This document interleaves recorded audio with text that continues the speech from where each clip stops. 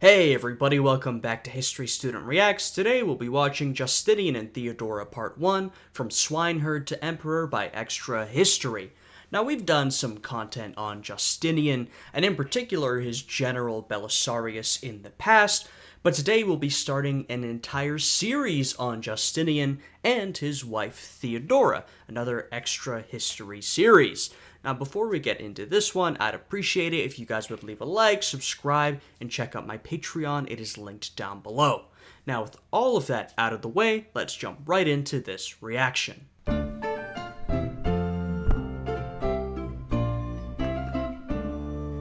The West has fallen.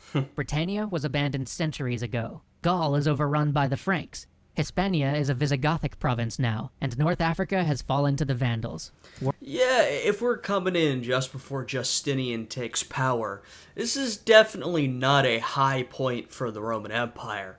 The western half of the empire is fallen. The eastern half of the empire, aka the Byzantine Empire, is struggling, So Rome not going through its best era. Worst of all, Italy, and thus Rome itself, has become an Ostrogothic kingdom.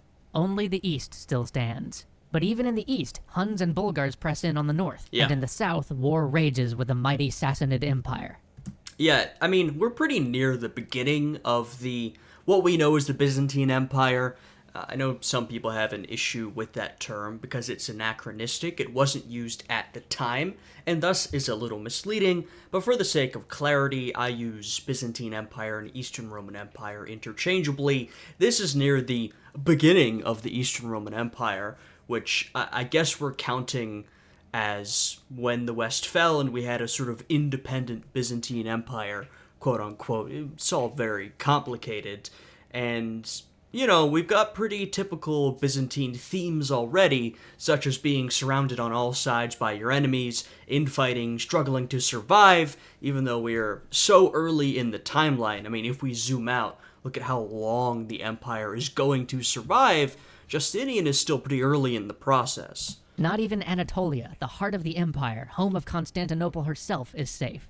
And yet today, all around us, we see the legacy of Eastern Rome. In the heart of Istanbul stands the Hagia Sophia. Its great domes housed the largest cathedral in the world for 1,000 years, and even now, 1,500 years after its construction, it stands as a wonder for us all. Yeah, I mean, if we're talking about the influence of Byzantine Eastern Roman culture, it's absolutely everywhere. I mean, you can talk about Roman culture broadly, and of course the Eastern Roman Empire is an extension of that, but even more specifically, you can look at a lot of the art of Italy, particularly medieval Italy. A lot of that was inspired by Byzantine art and culture. Of course, the spread of Orthodox Christianity is almost single-handedly due to the influence of the Byzantine Empire. It was their power and cultural influence, soft power we might call it, that led to the spread of Orthodox Christianity throughout a good chunk of Eastern Europe. I mean, of course, Russia is known as an Eastern Orthodox country today, perhaps the most prominent, but they got that from the Byzantines. So, and they showed some examples of art before. You can look around Europe, around the world, and you will find a lot of examples of Byzantine cultural, religious, artistic, etc., influence. Every day in courtrooms half the world over, decisions are made rooted in the legal framework laid out in the Corpus Juris Civilis. Right, not even to mention the legal influence, and a lot of that is down to Justinian, so that's something we'll be talking about throughout this series. And in the apse of the Basilica in San Vitale, if you look up, you will see the most renowned emperor of the East looking down on you from a mosaic nearly 1,500 years old. And these things that are left to us are almost all the work of one man. They make a good point, Of course, the Eastern Roman Empire was so much more than Justinian, but a lot of the sort of big cultural artifacts of the Byzantine Empire can be traced in some way to Justinian. He had a hand in all of these, and of course, far more than just this. One emperor, Justinian. He was perhaps the greatest emperor of the Byzantines, and the last of them to dream of a restored Rome, to dream of a unified Christian church, to dream in marble and gold and steel. Never again would the Roman Empire see the heights it saw under this one man. Yeah, I mean, look, I think we'll talk about this throughout the series. Justinian had a complicated legacy. There are pros and there are cons. I'm not the most positive on Justinian, but you gotta recognize he was absolutely one of, if not the greatest of the Eastern Roman emperors. If greatness is measured in sort of magnitude, the amount of stuff he managed to do, the magnitude of his achievements, his ambition to reconquer Rome's lost territory and reunify the destroyed Roman Empire, that was not reached again ever in the Eastern Roman Empire. He almost, I think, sort of represented a past era. He represented an era when Rome was stronger and unified. I think that's kind of what Justinian was pushing towards. In the end, in the long term, it didn't end up working out. As we know, the Eastern Roman Empire could not hold on to that Western territory, but that is really sort of what Justinian, I think, means. That's what his legacy is. But, there's a whole lot more to that, and we will talk about that throughout all these episodes. And never again would anyone come so close to bringing the West back into the light of Rome. But Justinian's legacy is mixed. Unlike those heroic emperors who kept Rome and then Byzantium from being forever extinguished when complete collapse looked inevitable, Justinian took an empire that was beset on all sides but still strong and raised it to magnificence. But in doing so, he may have gambled too many of its resources, expended too much of its strength on a dream. Yeah, and once again, this is something else we'll get into throughout this series. I think that is one of the downsides of Justinian's legacy, is that all the good things also came with cons, right? He was extremely ambitious. That can be good, but he also poured a lot of resources into his efforts. Now, I think there's a lot of debate over how much money Justinian actually lost or brought in. Regardless of what the answer to that is, it is certainly true that he used a lot of money for a lot of his different ventures, and that the emperors who came after him just could not live up to his legacy, and thus they were sort of set up for failure. Now, I'm not taking the blame away from them. If you can't live up to Justinian, well, too bad. But they couldn't, right? They couldn't achieve what he did, and thus were left with an untenable situation that started to crumble, before, but especially after Justinian was gone. He wasn't necessarily so successful in planning for the long term, though a lot of his influence was very long term. It's complicated. We'll get into it. Justinian is one of my favorite Roman emperors because he had the boldness to dream in a way that no one else did, and he had the energy, the drive, and the capacity to back up those dreams. He was intelligent, wise, diligent beyond measure, working tirelessly for his people, but his reign was not without blood, not without miscalculations, and not without human failings and distrust. And so for the next few weeks, we'll dive into the reign of this most spectacular emperor. And so will we. And by the way, this is a long series. I looked, this is quite a bit longer than a lot of their other series, so we've got a good one ahead of us. And his renowned empress, Theodora. But before we can get to Justinian and Theodora, we have to talk about Justin, the uncle to Justinian, without whom Justinian may never have been. Because before Justinian was an emperor, he was a peasant. And before he was Justinian, he was Flavius Petrus Sabatius. Justin often gets overlooked in this story because Justinian was so exceptional. But Justin, in his own right, was a pretty competent emperor. It's kind of like Frederick the Great and his father. Frederick the Great steals all of the limelight, but his father was a sort of pretty solid, competent, successful ruler. I think we've got a similar dynamic here. He changed his name to honor his uncle and benefactor, Justin. Justin's one of those wild American dream sort of stories. He himself began as a peasant farmer in a remote western corner The Byzantine dream.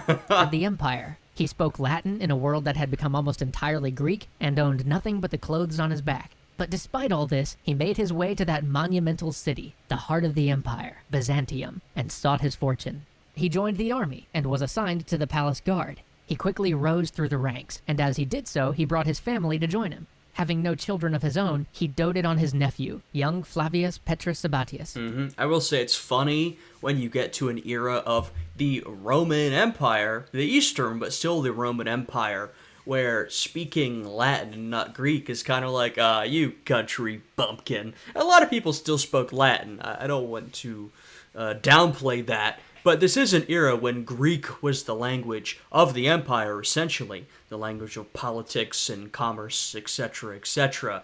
It's sort of course, obviously a little funny to see for Rome, which was once a Latin-speaking empire, though the elites always enjoyed speaking Greek.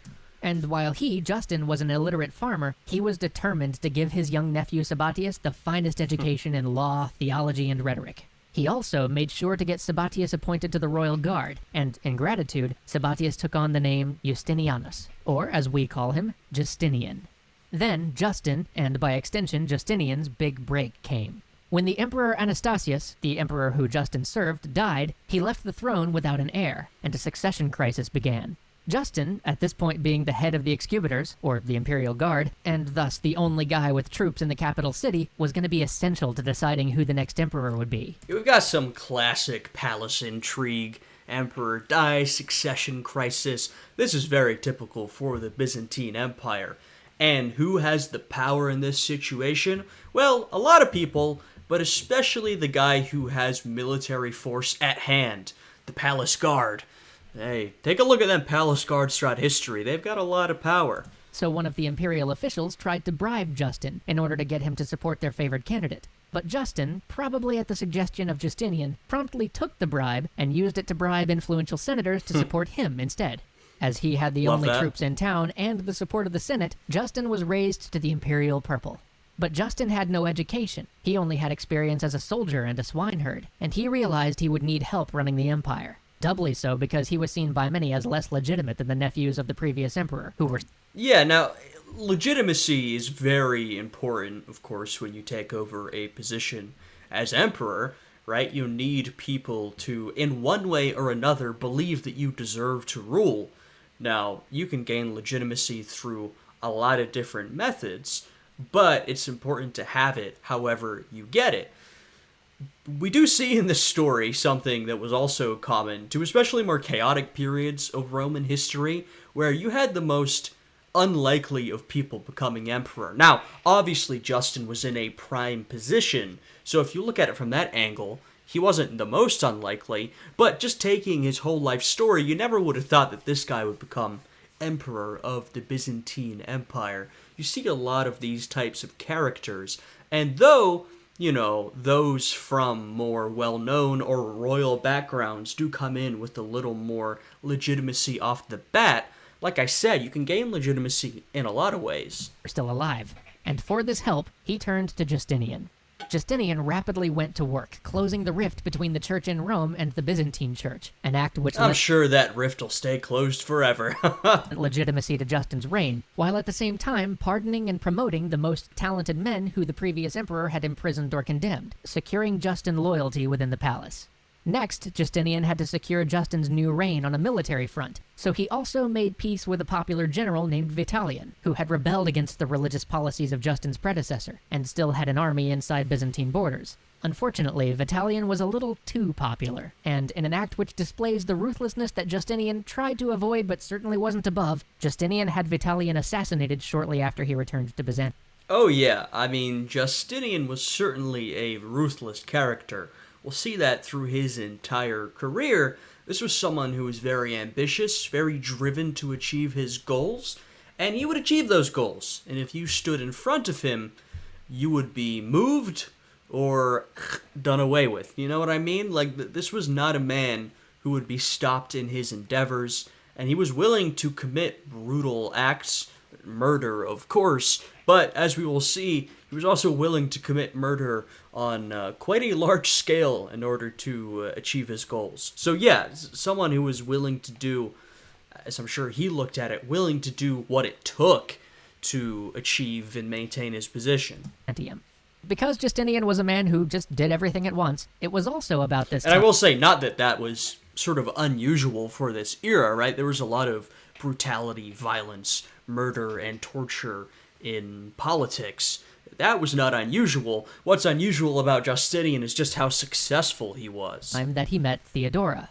Theodora was intelligent, witty, charming, and always the center of attention wherever she went. But she was also an actress, and as was common for actresses at this time, had worked as a prostitute and an escort. So how did this former escort meet the man who was second only to the emperor himself? Well, she was an ardent supporter of the blue faction of the Demes. What the heck is a Deme, you might reasonably ask? The Demes were the chariot racing teams in Constantinople, and this may sound crazy, but they are absolutely essential to understanding Byzantine history. Yeah. They played an enormous role in the life of the average citizen of Constantinople. Yeah, and I will say, sports are important even today, but they were especially important in the sort of politics and social fabric of Byzantium, Constantinople in particular, the Byzantine Empire, Constantinople in particular. They played a big role in mobilizing people for political purposes. You know, if you could have one of these teams on your side, that would be very good for you. They could also act as a bit of muscle occasionally, right? You might think of sort of a type of mafia in a way. It's not directly comparable, but you've got a large mass of people who are willing to get their fist bloody on your behalf, a bunch of sports fans. So they played a big role in the political and social life of the city. And if you think about it, if this is one of the few ways, I think, that you can get people, a lot of people mobilized on a large scale, then it makes sense that they would be sort of co-opted for political purposes. You can think of them as a sports club, a political organization, a community group, and a moving riot all rolled into one. Yeah. By the time of Justinian, the chariot races were basically the sport in Constantinople. With the rise of Christianity, gladiatorial combat was functionally outlawed, so everyone, and I mean everyone, turned out for the chariot races. The Hippodrome, the arena for chariot races in Constantinople, could seat over 100,000 people. Just think about that. Even by today's standards, that would make it one of the biggest stadiums in the world. Yeah, that is a massive stadium. And especially, I guess I was going to say especially in an era when, of course, population counts were far lower. But Constantinople was a big city in its own right. But either way, that's a massive stadium. And think about what 100,000 people in one place means for a city like Constantinople. Yeah. If those folks all decide they want something, it's going to be very hard to turn them down. And the two teams, the Blues and the Greens, were not only sports clubs, but also organized political agitation. The average member of each of the Demes was basically a soccer hooligan. Yeah, I mean, you're sort of seeing just in the size of that stadium the power of this mobilization. Right, you talk about a stadium of 100,000 today, you might be talking about 100,000 people in an area that has millions. But they showed the population count. We're talking about 100,000 people in a city with, 5, 6, 7, 100,000. That is a massive chunk of the population to get all in one place around sports, right? Mostly chariot racing. And thus, these teams, the Demes, were really able to mobilize people for a lot of purposes. Always ready for a good riot, which meant that the upper echelons of society would use the Demes to promote their political agendas. Thus, through the Demes, sometimes the highest and lowest members of society would meet. And thus, Justinian met Theodora. Justinian was a fanatical supporter of the Blues, often using his political clout to protect them from the law. The Blues served as a power base for him in the city, and in turn, he had the constabulary turn a blind eye when members of the Blues were involved in coercion or... Yeah, it could be a little sticky, though, when you, say, became someone in high office, especially the emperor.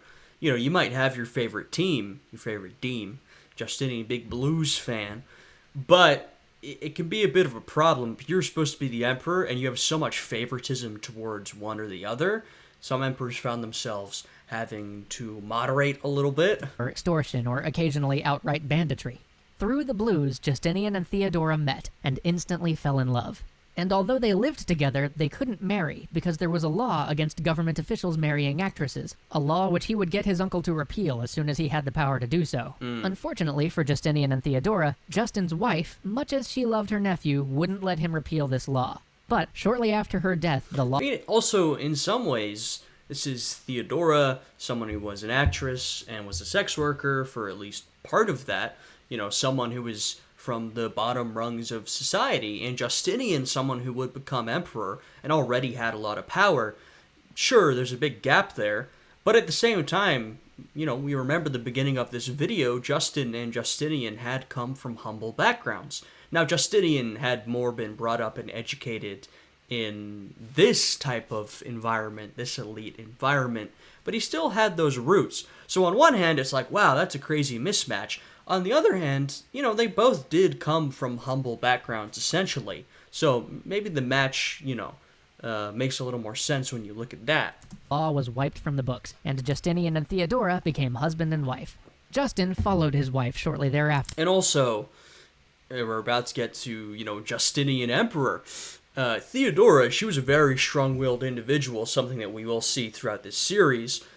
But, like a lot of, frankly, women in history, she does get villainized at times. That's not to say that, she never did anything wrong, but I think a lot of people find it pretty easy to point the finger at the wife, mother, sister, etc. of some powerful man and say, well, she was clearly making things bad behind the scenes. So, I have sympathy and a lot of sometimes suspicion regarding the sources about women in these types of positions, because they often receive sort of unfair historical treatment. But, we'll see a lot about Theodora throughout this series. She was strong-willed. She also had a bit of a ruthless streak like her husband. I think they were a good match in that respect. But yeah, I think, we'll see what kind of match they were. I think a good match given the the sort of personality combination. Dying on the 1st of August, 527, leaving the empire in the sole hands of Justinian. Join us next time as we watch Justinian burst into action, see him implement all those plans he'd been dreaming of for years as his uncle's subordinate, meet the men Justinian employed to enact his grand project, and witness the true power of the Demes as 100,000 howling citizens nearly bring the reign of Justinian to an end. Very true. All right, there's part one. A good start to the series. We got a bit of background on the Eastern Roman Empire. A little bit about Justin, not that much at all, honestly. In the beginning of Justinian's reign. Whenever these series happen, right, I always point out where things are left out. But I will say, this is an especially long extra history series. So I feel almost a little silly being like, well, maybe they should have included this. And done a 20-part series? Well, maybe. I'm sure a lot of you would enjoy that, and I probably would as well. But yeah, this will be a long one. I had a good time with this first episode. If you guys did, please leave a like, subscribe, check out the Patreon, all that good stuff.